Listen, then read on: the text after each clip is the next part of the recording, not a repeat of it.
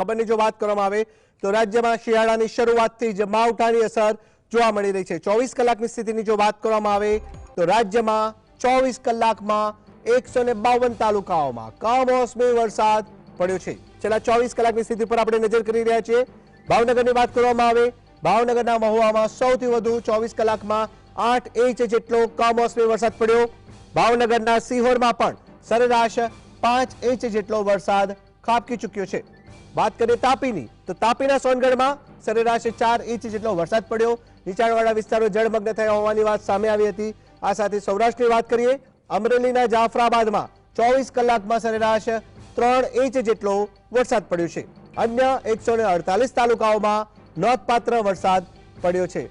હવામાન વિભાગે જે આગાહી કરી હતી તે આગાહી સાચી ઠરી છે ને, જેને લઈને વાત કરવામાં આવે તો 24 કલાકના અન્ય ભાગોમાં પણ અનરાધાર કમોસમી વરસાદ પડી રહ્યો છે। એક બાજુ શિયાળાની શરૂઆત છે, ઠંડીનો અહેસાસ લોકો સવારે કરી રહ્યા છે, ત્યારે બીજી બાજુ કમોસમી વરસાદ પડી રહ્યો છે। શરૂઆતથી જ એ સવાલ પેદા થાય છે લોકોમાં કે હવે કરવું તો કરવું શું।